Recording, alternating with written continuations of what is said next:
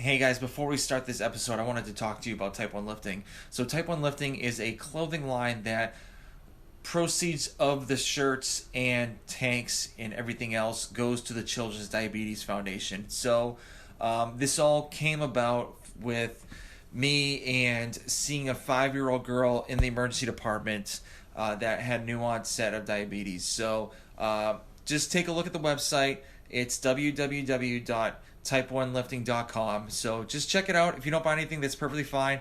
I would just like for you just to take a look and just see what we have. So like I said before, www.type1lifting.com. And guys, I hope you enjoy the show.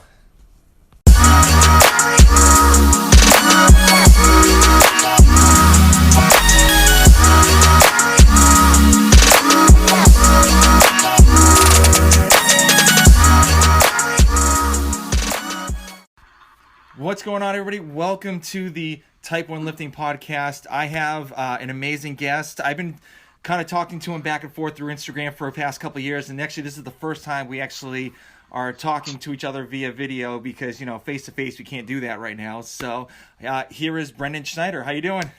Hey, how's it going? Good. So how's everything going over in Tennessee? Life is good, actually. I'm in Kentucky now. Oh, that's right, yeah. I've kind of been on my U.S. tour lately, so I've been bouncing around. But I'm in Louisville, Kentucky. But life has been good. Kentucky has handled this better than a lot of states have, in my opinion. So I think it's going well, and people I know are staying safe, which is good. Yeah. So is Tennessee one of the states that are letting people go out to the gyms and all that stuff? So Tennessee has a little more opening. I don't know exactly what the rule state to state is. I know gyms are closed. Basically, the only things that are open are gas stations, hospitals, grocery stores. I think that's about it. And then on Monday, they're opening up PTs, non-elective surgeries, stuff like that. Yeah. So I live in Georgia. So they opened up pretty much gyms, hair salons, all this stuff. So it's pretty interesting. I love to see what happens. Yeah, that's I almost feel like Georgia, I think Texas might be opening up, is they're the testing grounds of what is going to happen here. Yeah. So it'll be interesting. I think our governor is towards the weary side, which has paid off so far. So hopefully it continues to pay off. Awesome. So I would love to get into your diagnosis when you got diagnosed with type 1 diabetes, because actually I already know the story, but I want other people to know about it, because I actually listened to the Julie Fouché podcast that you were on, and so I would love to have you talk about your diagnosis story. Yeah, so I was 11 years old. I had actually just turned 11, so it was February of 2004. We were on a family vacation in Canada. So I grew up right near the border of Canada, so we would go on ski trips every February up to Mont Tremblant, which is just north of Montreal. And on the way there, so this is going to be the very stereotypical part of the diagnosis story. The way there, it's a 3.5 hour drive. I went to the bathroom, I think, 7 or 8 times. And growing up, we would go on long car trips all the time, so it wasn't this new you have to hold it kind of situation. Mm-hmm. I think that raised some red flags to my parents, but neither of my parents are medical, so you don't automatically think your child has some major diagnosis or anything like that. While we were up there, though, they noticed more bathroom trips. I was drinking constantly. Neighbors who were with us, actually, it ended up being my doctor at the time. My pediatrician was with us, and my other neighbor whose mom was a nurse were on the trip, and my parents were like, hey, we're noticing these things, and kind of the red flag went up, and they were like, you guys need to go to the hospital, this is probably what it is. They had noticed I'd lost a bunch of weight. I was never a super small kid, but I had dropped close to 20 pounds in a 3-month period. And so from the condo we were staying in, we went to this tiny little ER, not pediatric related. I have blurry memories of what happened. I do know it was negative 40 degrees, which always adds to the excitement when you can't even stand outside. Yeah. And we go into the hospital. They check my blood sugar, with a normal like finger prick. It just said high on it. So I think that was when it really set in for my parents, like, this is going to be a road to go down. The main thing I remember is, because it's in military time, I remember the clock going like 0000, and I thought it was the coolest thing in the world. Meanwhile, I was like, my glucose was like in the 1300s. Dang. So because we were considered like foreigners, from like an international standpoint, they gave me some insulin, pumped me with fluids, basically told my parents, go back to the condo, load everyone in the car, and go back home and go to a children's hospital there. So that's essentially what we did. We got back. It was like 6 a.m. We left both my siblings with my neighbors there because my parents didn't want to ruin their vacation. Mm-hmm. Loaded the car up, drove back home. We were home for like an hour or so. And then when it was about 45 minutes to the biggest children's hospital there. And from there, actually got put on like 3-bag system and got my number dropped correctly. They more so stabilized me in Canada and were like, you need to go back to the U.S. because the last thing you want is to go through this whole thing in a primarily French-speaking hospital.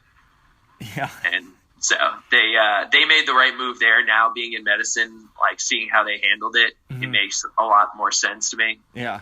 But from the aspect to just be like, hey, we'll see you later. You don't know anything about what's going on. Didn't make a whole lot of sense at the time. Mm-hmm. So did they admit you to like the ICU? Because the way when I used to work at the children's hospital, they admitted the kids to the ICU for a couple of days, or did they admit you for a couple of days, or how did that work? So I was admitted. I don't know if it was the ICU. That's like the piece of the story that, because I don't remember moving rooms, mm-hmm. but I think they may have had a specific like endocrine floor or a unit on the floor of the hospital that they admitted me to. But I was in for, I think it was 3 days, and it worked out really well because the endocrinology group that took me on were incredible, and they had multiple people. Their diabetes educator also had diabetes. So he let my parents like draw up insulin, and then they would like draw up saline. They gave him shots, and then they got them to give me the shots before we left. I didn't really do any of my own injections, glucose testing at the very beginning. Being 11, you're kind of in that like waiver point of you want to be independent, but you don't know how to be independent. So that took, I would say, probably close to like 6 months before I really started to take over some of myself. Mm-hmm. But the group that had taken me on, the doctor was like super old school, but she actually retired like 3 or 4 years after that. But she was super straightforward with my parents, which I think is what needed to happen. She was kind of like, this could go horribly wrong, or you can do this correctly and things will be fine. Yeah. And I lucked out that I had 2 parents that took her advice, and, we had our ups and downs like anyone does, but they listened, they read up on it. They knew kind of front to back. There was this book they gave them that was like this thick. And I remember it had like a smiley face or something on the front. And it was basically like written by parents for parents with diabetes. And it was 1,000 pages of like scenarios and what to do if this happens. And very cool. I'd love to be interested in that book if you remember it. So yeah, I think it's probably 15 years old now. Yeah. 16 years old. Yeah, it's probably on like his 3rd revision or something like that. Yeah. I'm sure I could find it. My mom likes to hang on to a lot of things, so. Yeah. Nice. So is there anybody else in your family that has diabetes, or is it just you or like relatives or? I'm the first one. So I got to forge this path on my own in that aspect. Now that there's kind of some more research behind what could potentially be a cause, I did have strep throat like 6 months beforehand. Mm-hmm. So I kind of followed that path that they're thinking with the whole viral illness, then causing the mutated cell to mutate and then autoimmune. So from the sound of it, that's what I'm guessing happened. If I was just predisposed and eventually it was going to happen. It just happened to be then. Yeah. Yeah. Awesome. Well, I mean, that stinks, but that's crazy that, like, for me, when I got diagnosed at like 34, just like a month before my 35th birthday, I was trying to remember, trace back of like when I was sick. And I think like you had strep throat. I may have like a sore throat or something like that.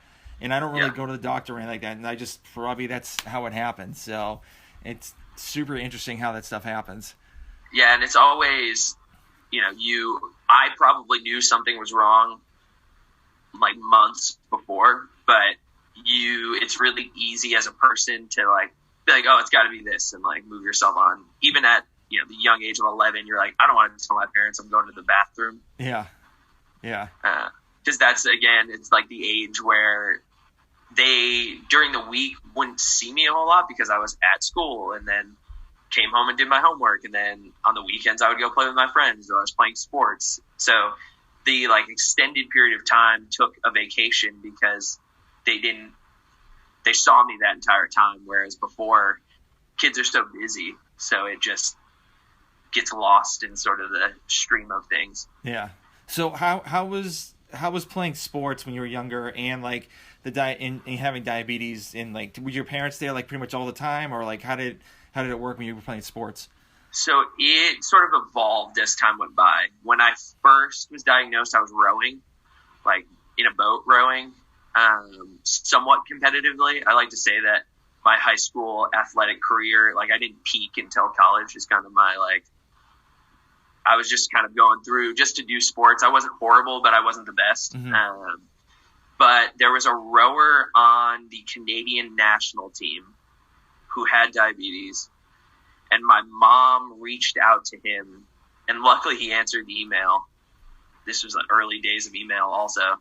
And he kind of gave her the layout of, you're going to have higher blood sugars during the activity because of glycogen dumping, and then you'll drop after, which is pretty much still to this day exactly what happens with my numbers exercise wise. So at the beginning, they were super strict about like making sure my coaches had glucagon and making sure like everyone was ready in case something happened. And then as time went on and I got into high school and was doing my own sports and kind of managing my own diabetes, they sort of let me go in, telling people and make sure my coaches knew. And I'm sure there was some behind the scenes talk that I never saw, but for the most part, all my friends knew what to do. If I started talking crazy, they'd be like, hey, go test, or because I have a few pretty stereotypical low symptoms. So people, when they're around me enough, start to figure out that I'm talking crazy, or I start sweating, or I'll do strange things. Yeah. And it's usually consistent, like every time since I was in 5th grade, the same things have happened. Mm-hmm. So would you get mood swings at all when you get like low or high, or? I will get mood swings when my number's high more so than when I'm low. I will sometimes sort of, I don't want to say get combative. Like if I'm really low, I'll like fight or flight almost. Mm-hmm. Typically it's like an attempt at flight, I would say. Every once in a while it's probably fight, but you don't have like the wherewithal to like really fight back. Yeah. It's sort of a strange, I almost try to explain it to people as like the out of body experience where like I know what I should be doing, but I just can't do it. Mm-hmm. So I get that. I don't get super angry. I more so get quiet, I would say, when my number gets high. I more so like internalize rather than externalize when my number is high. Yeah. But low, I have more issues with lows than I do highs in daily life. So that's sort of been I have more information on that. Yeah. Yeah. For me, it's mainly like high, then usually on Sundays I get low because I'll take too much insulin for like the pancakes, because we usually eat pancakes like every Sunday, just like for like a whole family thing. And obviously sometimes I take too much and it just drops, and then like we were ready to go out someplace, and I'm like, my wife's like, are you okay? And I'm like, you got to drive and I got to eat something. So it's like, I could tell when I'm low, or sometimes like I don't think I'm low, and then I'll just see like one of them I just noticed is my eyes like skip. So if I go from like right to left, it'll go from the right and immediately skip to the left, and then I'm like, okay, I'm like really low, so I gotta get it checked out. Yeah, I'll get like my easy check. So it was a friend of mine actually pointed this out a while ago, and I never noticed, but my pupils get really big when I go low, which is probably where the vision comes in, and so I'll see like circles of light. So that's kind of the like telltale sign. If I look at a light and I look away and I can still see the bulb, that there's like no questions asked, I'm low. Yeah, that's interesting. That's crazy. Yeah. So when in college, did you have like any like burnout phases or anything like that, or what was? So college, I think I almost kept myself too busy to have too much of a burnout. In school, like I was nursing major and then also played rugby for the school. I was training, like started to get into CrossFit then. I'm trying to think what else. I worked at like on campus. So pretty much I would like wake up in the morning, leave my house, maybe come back during the middle of the day, but I was sort of busy all through the day, and it had been ingrained in my life enough that I stayed on top of it for the most part. But that being said, you know, you are a college kid, so it weekends, things like that. During the week, I was pretty focused on what I needed to do, but definitely lived somewhat of the typical college lifestyle in the weekends. But I lucked out big time because being on a sports team, all the guys on my team knew that I was sort of the one to look after. So they weren't all like on top of me about everything, but they were very specific about, you know, knowing where I was, making sure I was all right. So I always kind of had backup in that standpoint. Yeah. I think it would have been very different had I not had good roommates and not had sports like team members to be on top of it. Yeah. I love the team aspect because, like, for example, for you, you know, you always got to be on the lookout for like other people. Like I had other people that had like disabilities too, and we're always like watching out for them, or like during the game we let the refs know like, hey, you know, this person is this or this, and so even my lacrosse team I play for now, they're always like watching out for me on the field. Yeah. So it's that part. I mean, there was times where like my coach always had glucagon and juice boxes. I would be like running down the field, he'd throw me a juice box. Because especially like with rugby being 80-minute games, usually I was good for like the first 50 to 60 minutes. And it was the last 20 minutes that if something was going to happen, it was going to be then. Yeah. Once the body starts to hit that like fatigue phase. So it's it was interesting sort of navigating through, because rugby is one of those sports where I couldn't wear my pump. So I was kind of balancing the highs with making sure I wasn't going low.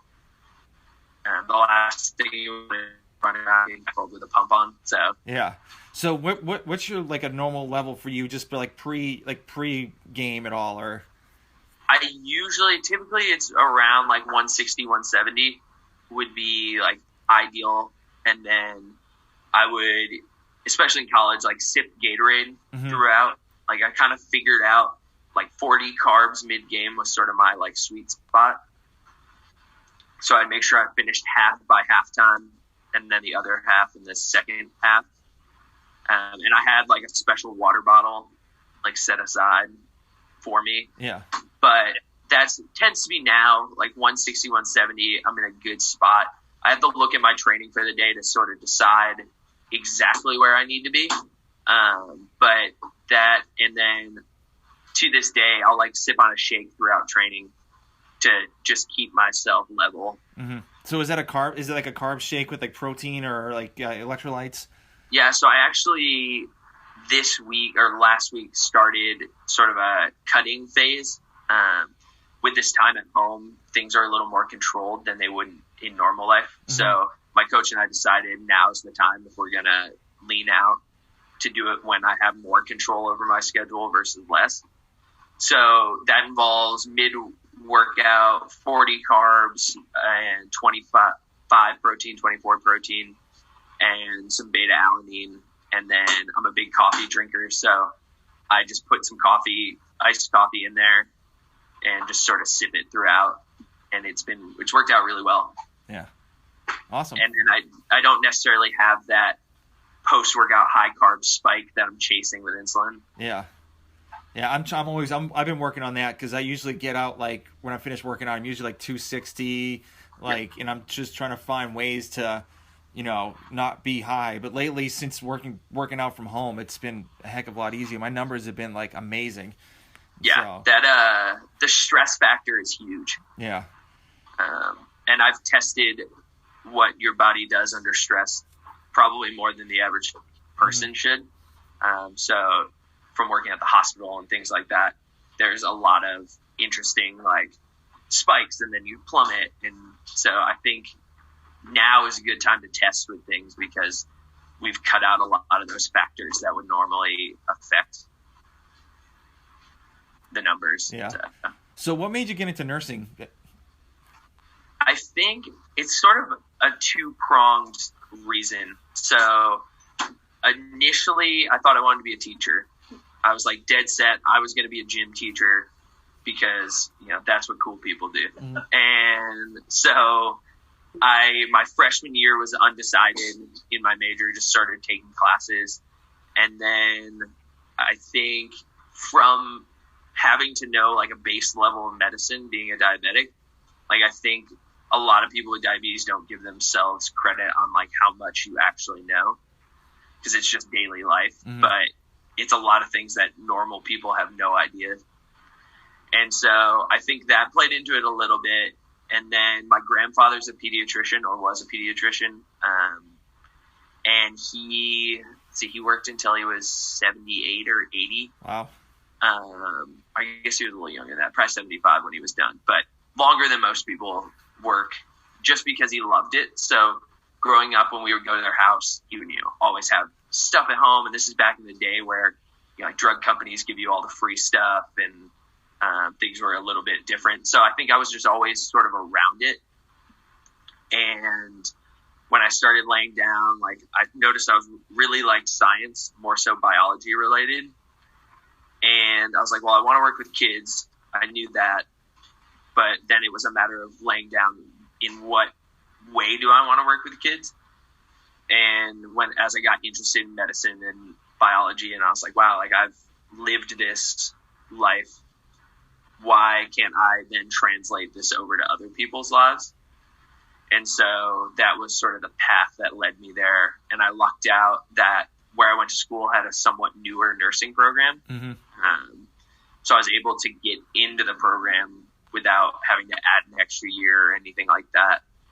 And then ended up with my bachelor's in nursing by the end of it. Nice. So what floor are you working at right now? So right now I'm on the IV team. So I told myself, I'm sort of like mindset wise, I like always when I start something be like, I'm going to have something that I'm like is my thing within this. And so when I started out, I was like, I'm going to get really good at IVs because I did one. I liked the challenge, sort of my competitive mindset of like, I'm going to do this once and it's going to be done, set in. So I originally worked on, it was like a med surge, but we specialized in endocrinology and sort of the diabetes aspect came in there. And we had GI and all sorts of other things. From that floor, I then went to an ER. So I worked at Le Bonheur Children's Hospital in Memphis in the ER. Got a lot more experience there just because of the fast pace and things like that. So then when I moved from the ER. When I moved to Louisville, I worked in the ICU, which was also pediatric, for a little over a year, and then made the switch over to the IV team about 4 or 5 months ago. So I've had my hands in a little bit of everything, which I think that's helped build sort of exactly what I want to do. Yeah. So do you think that like using that, like, do you guys use an ultrasound machine when you guys do IVs, or how does it work? Sometimes we do. Yeah. Okay. So do you think you've gotten like a heck of a lot better doing IVs or finding like different ways of getting the needle into the vein? Yeah. So it's interesting in the effect of like, as you get more comfortable with it. When I first started, I was super scared because, you are causing pain and kids like to fight back and parents are nervous because their kid's yelling. And so as you get comfortable, I think that's where the sort of flip happens. Mm-hmm. And then on top of that, when you have this competitive mindset of like, I'm going to do this once and I'm going to get it, you start to take time in planning beforehand. Granted, there's been a lot of times where it's like someone hands you something and they're like, hey, we need this right now because we have kids coding, things like that you don't have the time to really plan. Mm-hmm. So I have set spots that I look when it's a matter of this needs to happen right now. When I have a little more time, I can kind of check for some weird places. And the other beauty of kids is you get to do a lot of weird things that they don't get to do in the adult world, like start IVs and scalps on babies and the places like feet and things like that you don't really get to do in adults. But from that aspect, the other night, I started an IV upside down. So it's because we had a kid, flipped over prone mm-hmm. to help with his lung exhalation. Yeah. And so it was a matter of like all your good veins are on the bottom side. And you can't flip them back just to start an IV. So I was upside down on the side of the bed. Wow, that's super interesting. Yeah, I've never seen an IV done on a scalp before. So I mean, because when I worked at the Children's Hospital, it'd mainly be like feet, arms, maybe neck, but like never seen a scalp one. Those are like super interesting. Yeah, because little babies, if you notice, they usually have a huge vein like smack dab in the center of their head. Mm-hmm. And people forget that a vein's a vein. It doesn't matter where it is. And typically babies are more mad about being held down than they are about actually getting stuck. Mm-hmm. So if they can't see what's happening, they tend to be calm and don't even move. Because I've had, perfectly, we'll say well babies. They were sick enough to be in the hospital, but neurologically they knew exactly what was going on. And you sort of get to the head of the bed and you're behind them so they can't see above you. And it'll go in. Sometimes they'll like fall asleep in the middle of it. Kids are wild in the aspect of like the amount they can handle and bounce back from, to me, is exponentially higher than the adult population. Oh yeah, I completely agree. They are super resilient. So yeah. So do you have any aspirations of being like a diabetes educator or going back to school for that at all, or? There was a time like when I was kind of on the fence about what I wanted to do. I think right now my goal would be to get my master's and then eventually get my PhD and be a professor. I think that there's limited number of male pediatric professors in nursing schools, probably nationwide. Mm-hmm. From everything I've seen, I had a pediatric professor who was a male, and it's sort of, as a male, one of the few male nurses, like, draws you in because you are a minority in the hospital setting. And it's just by nature that's how it's happened. There's a significant amount of male nurses compared to, back in the day. Mm-hmm. But I think that showing that you can work in pediatrics is a good thing, because a lot of the patients we see unfortunately don't have that sort of male figure in their life, or they don't have a positive male figure in their life. Yeah. And it's an unfortunate reality of what goes on in the world. So if you can be, granted I'm the IV guy, so I'm probably not the positive role model in most people's life, but it, for the most part, if they have someone who, shows they genuinely care about them, and, their family is there also. So if you can sort of help with that role too, I don't know what it will pay off in the end, because I haven't seen a lot of these kids when they get discharged. I don't see them again. Mm-hmm. But I think it would pay off for them in the long run. Yeah.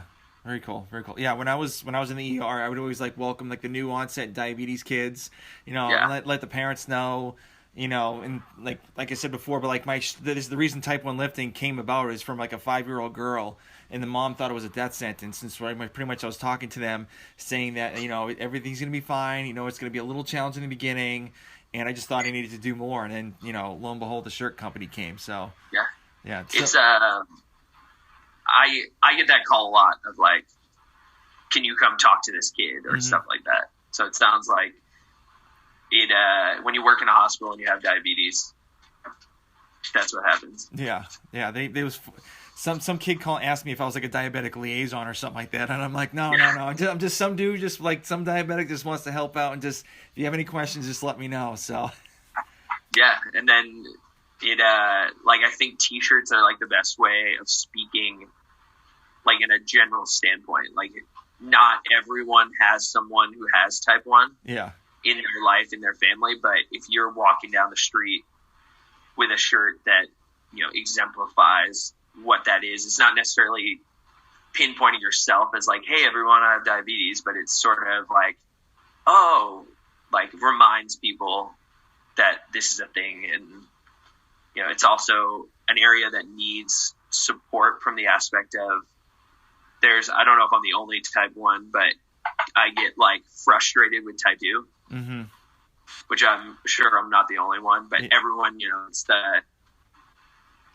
assumes they're both the same, or it's a lot of the money goes that way because there are more people affected by it. But, you know, we're a little biased in the aspect of we want the money to go to, you know, our research, not theirs. Yeah.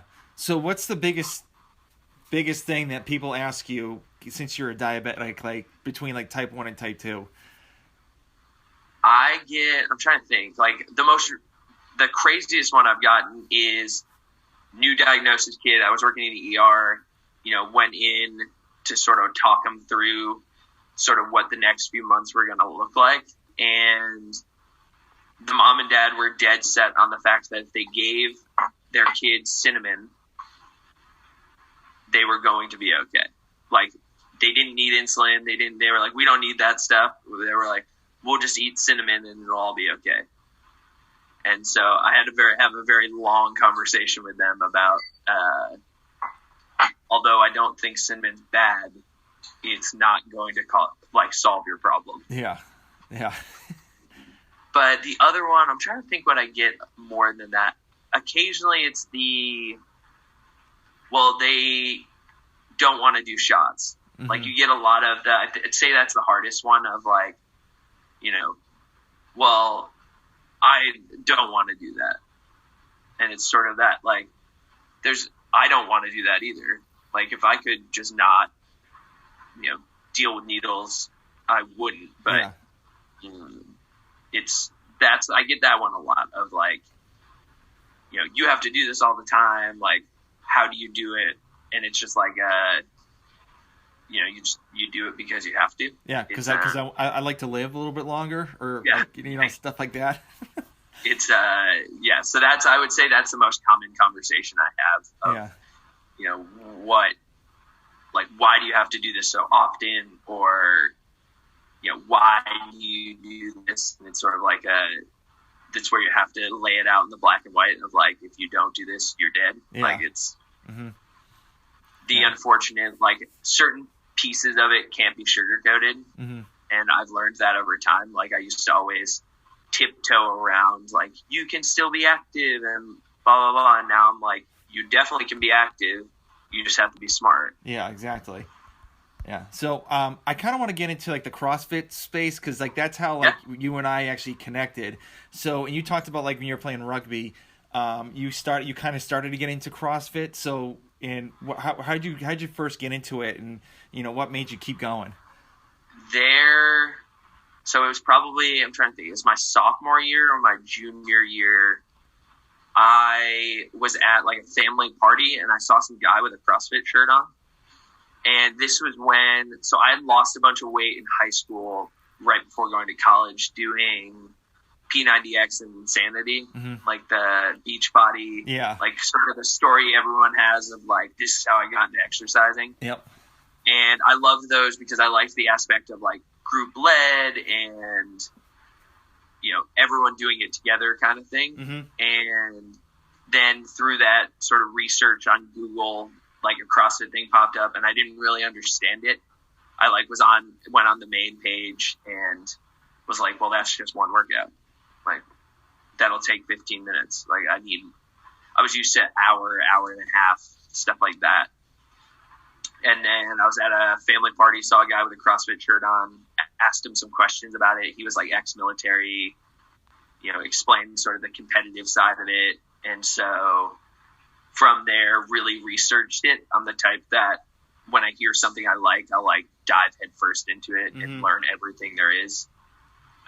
So that happened. From there, started a CrossFit club at school and college because there was 3 or 4 other people that also did it. And we were able to get funding and like buy nicer barbells and some pull-up bars. And from there sort of took off. And sort of end of college, when I knew rugby was coming to an end, I needed to fill that competitive void that rugby gave me.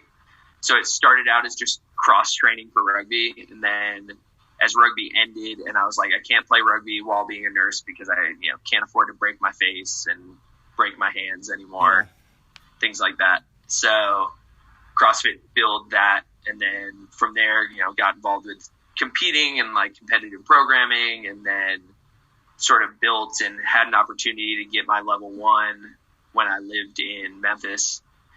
The owner of the gym there sort of offered, he was like, I'll pay for it and you can work it off. And for me, who was working 3 days a week, how am I going to fill the other 4 days? Yeah. I basically lived in the gym anyways, so I might as well somewhat get paid to do it. Mm-hmm. And then from there progressed to when I moved here, got an opportunity to go on full-time coaching and PRN nursing. And I figured now while I'm younger and can handle that, the constant physical activity, I might as well jump in because I probably won't have an opportunity down the road to get paid a real full-time salary and have benefits through a coaching job. Mm-hmm. So that's sort of the like long-winded version of how I skipped my way through it. Yeah. So now since you're coaching, what are like, what's your way of coaching like other people from the clients at the box? I think so. It's progressed. So now that I've been coaching close to 6 months now, I think what my idea of what coaching was has transformed a little bit. I had one idea when I was part-time coaching because I was doing just like a few hours a week, to now being there basically all day. Like it's a somewhat normal job hours. I've learned sort of the difference between being a competitive athlete and what that programming looks like and mindset looks like to the I want to work out or I want to lose weight. I just want to get healthy. So I try and my biggest thing is meeting people where they are.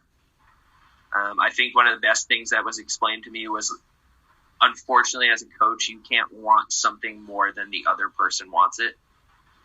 And sometimes you can help build that want, but people are going to push you away if you push them too hard. So you need, like, it's learning, if you have your competitive people who are like, I want to, be the best. I want to work on things I'm bad at, stuff like that. You meet them up here. But if you get someone who's nervous to be in the gym and sort of uncomfortable in their own body, you've got to meet them with that confidence that you can get them there. So I think it's very person to person how I approach the day. So do you have any like cues for like people with like certain lifts or anything like that you can kind of like tell the podcast world? I think the biggest thing I've learned is, one, a lot of the lifts are like core involved, because you forget that if you loosen in the core, like, you're most likely going to lose the bar. And then the other thing was when Olympic lifting was broken down for me as essentially you're just jumping off the ground. Like, all it really is if you can keep the bar as straight as possible and you can jump off the ground, the bar will most likely follow the path you need it to. Mm-hmm. There's some little nuances in there as far as like clean and jerk versus snatch, but the talk I have with the most people is straight bar path, drive off the floor like you're jumping off the ground. And usually that's where it clicks, because everyone knows how to jump because we've been jumping for our whole lives. Yeah. Forever. And most people know how to hold on to something. Mm-hmm. So it's just a really complicated way of jumping and holding on to something. Yeah. Very cool. And then my favorite burpee cue is essentially you're falling down and getting back up. Yep. I had this conversation last week, and because everyone fears burpees because they're hard. You are usually out of breath when you get there. They don't help you get your breath back. And so I've described it to people as, how many times have you fallen down and just stood back up and been fine? Mm-hmm. And so that one's worked really well also. Very cool. Very cool. So now with you kind of like doing the remote coaching, how is that different? How has that been a little bit different compared to, being in the box, compared to like watching somebody on like a Zoom conference meeting? So remote coaching is very interesting. It has been, so I've seen both sides because I'm also someone's remote athlete. So I've reached out to him a lot for input and sort of how to do it. But along with that, it's, again, figuring out where people are. So at this time where we're all working out from home, we all have different equipment. We all have different motivation, because for some people, the only reason they worked out was because their friends work out at the gym and their friends are there at the same time. Mm-hmm. And now that you take their friends out, like why are they doing it kind of thing? Mm-hmm.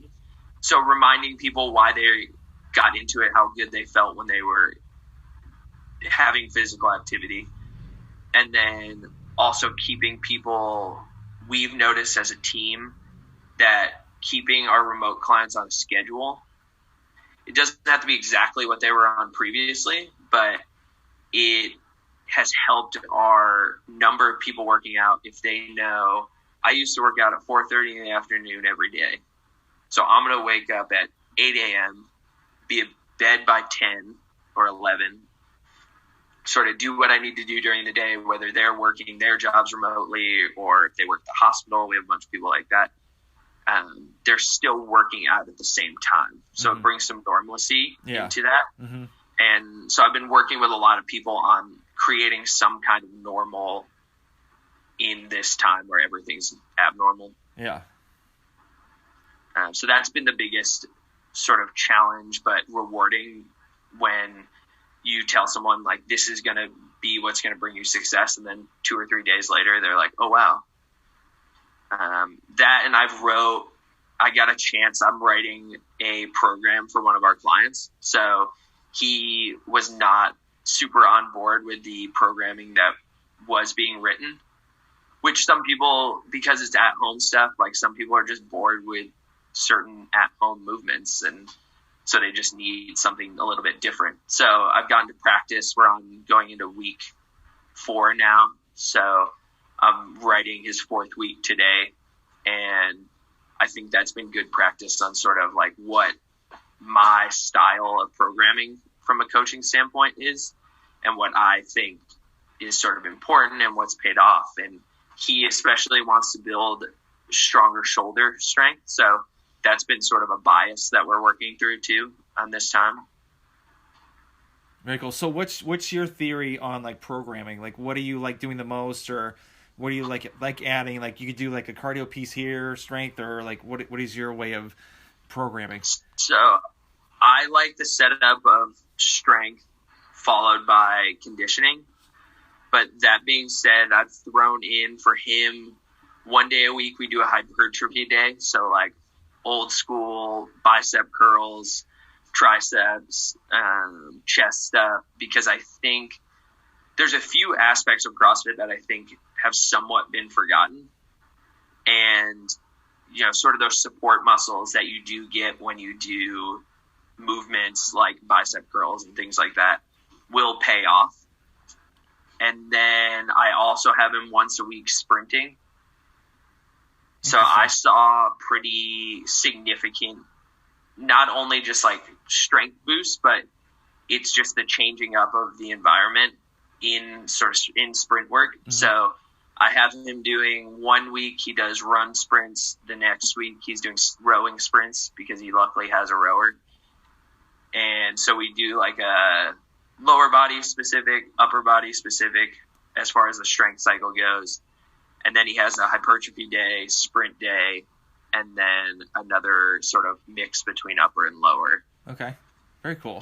On that 5th day. Yeah. And then the conditioning sort of tossed in there based on what we had done for the strength movement. I'll look at, volume, like he's gotten over that time in the strength to decide how much and what we need to hit in each conditioning piece. Okay, very cool. So you said you're doing remote, you're getting remote coaching. So who is that with, and what is that like? So his name's Ben Skutnik. He is involved with Power Athlete, but he also, this is sort of a side project, I would say, because he's not normally coaching CrossFit athletes, but he's getting his PhD at University of Louisville in exercise science. Mm-hmm.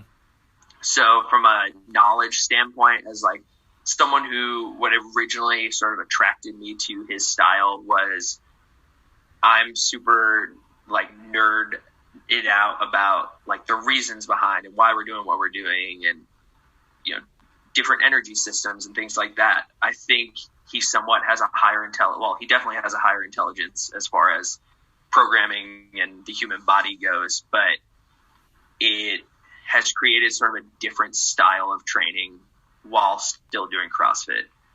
And so we have done cycles that you would never see in normal competitive CrossFit, because I have very specific holes that needed to be worked on and then areas that didn't need to be worked on.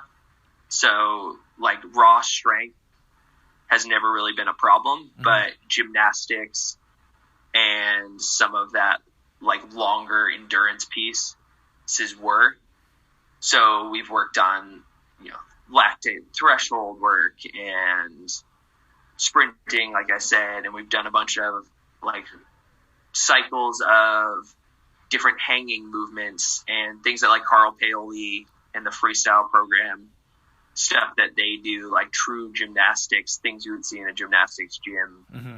From the very basic level. I'm sure there's 5-6-year-olds that could beat me in 90% of gymnastics movements, but we're breaking it down that far to sort of build our way up. Mm-hmm. Very cool. So how did you meet him again? So he was at our gym at Derby City CrossFit, and when they first moved here, so he moved here around a year ago, and I was sort of toying around with what program I wanted to use, and I had talked to him a few times about just general CrossFit stuff, and he was basically, I was like, what do you think I was debating between DECA, and at the time I was doing the Mayhem programming. Mm-hmm. And the Mayhem programming was great, but the volume was destroying me, because at the time I was working 3 night shifts a week and also trying to maintain normal life. Yeah. So I sent him the programs, and he was like, well, how about you do this? And so he sent me this data analysis, and it was a list of strength movements, benchmark workouts, running times, all this stuff. And he was like, do these, you can use old times on stuff you have done, or if you haven't done them, do them. So regionals workouts, things like that. Sent him all the information, and he was basically like, it's graded on like your regionals level and this stuff, because it's all sort of based on the old model of regionals, not sanctionals. Mm-hmm. And he was like, this is where you're at a level where you could be competitive there. This is where you are lacking, and you need to find something that's biased to these weaknesses. And he was like, you can either go with one of these programs because they'll hit those things, or if you want, you can come on as one of my athletes and I'll write for you and be specific to what my needs are. Cool. So I know I know you have like a barbell and weights, but do you have anything else at all? Like, or how you doing the gymnastics work it from at home? So I've got barbell weights. I built a squat rack. I did the like $50 DIY Yep. squat rack. And then I have a back porch, and it's a double decker porch. And so I built a pull-up bar between two of the supports. Okay. So I got like 1-inch galvanized steel piping and mounted it in. And so far so good. I've done muscle ups on it. I've done hanging work on it. And then a lot of the gymnastics we do inside. Okay. So like handstand push-ups, like everything inside. And Yeah. So we'll do handstand push-ups outside on the side of the house. Okay. And I have siding on my house. So every once in a while you catch a heel and like don't get where you want. But from an aspect of where I would have expected my fitness level being given what I have, it's worked out really well. Yeah. Like it's frustrating in the aspect of like when days it rains, we go and we work out in a member's basement, and not having sort of normal circumstances. But I would expect that I've made a lot of gains in this time when I think it would be really easy to slide down the slope. Yeah. No, I hear you. I think, well, I mean, with you got your own personal programming, which is amazing because it's programmed to you compared to like, I'm doing what is it called? Comp Train right now. And it's like, it's programmed for, they're higher up individuals and kind of like the lower individuals, but like, it's not specific to me at all. But like, I just need to work on definitely a couple things like handstand push-ups, obviously other gymnastics stuff because I'm like 6'6", and so it's a lot harder for me to do those movements. So, I mean, I would love to do like my own individual program, but it's like, is it worth the money or like, where am I going to go with this? And so. Yeah. I think, like most things, your goal has to be laid out of like, why am I doing this? So with my dreams to be to like go to a sanctional and things like that, and diabetes has sort of fueled that too, because that's not an avenue that you see people in who have, I'm going to put in quotes, diseases, because I'm one of those people that's like, diabetes isn't a disease. But the only way to really get there effectively, like I think you can get there following normal programming, but a lot of it has to come down to where were you before you started this. Mm-hmm. And the most efficient way for me to get there was to find someone to program for me who was not gonna sugarcoat it and was gonna be like, you suck at handstand walking, or you need to do 50 unbroken pull-ups or whatever it might be, or you need to get better at muscle-ups, so you're going to have a day where you just do muscle-ups, even though it's going to be super frustrating. It will pay off in the end. Yeah. Very cool. Very cool. Yeah. So, I know you still wear a pump, right? I do. Okay. Yeah. So how does that handle with you doing like the gymnastic movements or doing like any like CrossFit movements? Has it gotten like pulled off has the site getting pulled off or anything? Yes. So luckily it stays on for the most part. It'll be that like day 2.5 of it being in that will end up all like sweated out, or I'll catch it on something. The biggest issue I have is I break clips. So the pump clip where it clips on your pants will, like, I'll catch a clean or something and the pump will be lined up the wrong way and you'll feel it like snap, and you just hope it holds on long enough for you to stand up. Yeah. So that's sort of the only real issue I run into is, like, gymnastics wise, I'm pretty good. The clips on the Medtronic pumps hold pretty tight. But during certain like lifts, like if I'm doing touch and go snatches or something like that, I'll feel it moving, and every once in a while it'll come flying off. Yeah. But I would say I'm somewhat impressed with its ability to hold on. Yeah. I mean, I don't have a pump or anything like that, so I really don't know, because I always see people when they work out, their like sights get ripped off like all the time, and I've never had that situation because I'm on pens since I started. So it's I've always been on. Yeah. So have you ever thought about doing the Omnipod at all, or? I tried an Omnipod. It was too big for what I was doing. So I was losing more Omnipods because I sweat a lot. Yeah.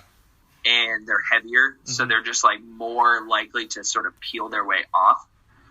I also didn't trust myself remembering the PDM piece because I would be the type that, would take a shower, and I know now to like clip my pump back on. But if I didn't have to do that, I could see myself like getting changed and walking out the door. Yeah, completely forgetting. Yeah. So, all right. Yeah. So last two questions. So, the first one is, what would you say to a new diabetic? I would say, biggest thing, it's not the end of the world. You're going to have a big learning phase. And I think a lot of it is you need to be okay with not being okay for a little while. I think I would describe diabetes as like, you're sitting around a campfire, and when the campfire gets a little bit too big and it's a little too close to you, but it's not sort of dangerous, but you can't like just walk away from it. I think that's the best way I would describe it. It's sort of like this control that will occasionally get too big and occasionally be small, but you learn as much as you can, find out as much as you can from people around you. And then on top of it, if you have the ability to have a support system, that's going to bring you leaps and bounds. So that can be people on Instagram like this, where, we've tossed ideas around to each other. Or, now that I live with my girlfriend, she's like super big support system. She has learned and had to understand it. So, letting those people around you in, because I'm not the type that would normally do that. But I think for the safety of you and for them to be comfortable, it's going to pay off. The more people know and the more you explain that it's not, the end of the world. And then like when it all boils down to it, having confidence in yourself and knowing yourself is the number one thing. Cool. Very cool. And so where can people reach out to you if they have any questions or want to ask you like something? Yeah, so I would say Instagram's probably the best route. Typically, I know it's frowned upon to throw your phone number onto the internet, so I'm not going to do that. But my Instagram handle is Solo Snyder, and then I'm also on Facebook. So I'll happily, answer any questions. I've sort of, after 16 years of this, have been through almost every scenario you could come up with, I imagine. And so if people have questions, or just even if it's like there's kind of that like there's no stupid question, because chances are I've thought about it and just never thought to ask anyone. Yeah. So that's usually the best. That's the best ways to reach out, and any way I can kind of help people through, I'd be happy to. Now, since you have that one remote you're coaching one person, would you be willing to do if anybody has any interest to start doing personal training through you? Would you be willing to give them programs at all, or? Yeah, so if it's definitely something that I could work out with someone. I think it would. We'd have to make sure we were sort of on the same page. But that being said, it's not something I'm against. I think that it'd be really cool to find, help coach someone who is a diabetic, or even if they're not a diabetic and they just think, the coaching ideas sound like they line up with their goals, then I would be happy to do it. I think that'd be great. Okay, awesome. Well, dude, thank you so much for being on the podcast. This is I'm glad we're actually finally talking, person to person instead of through DMs and stuff. But yes, thank you so much, and I hope you have a good rest of the day. Perfect. Thank you. All right, see you, man. Bye.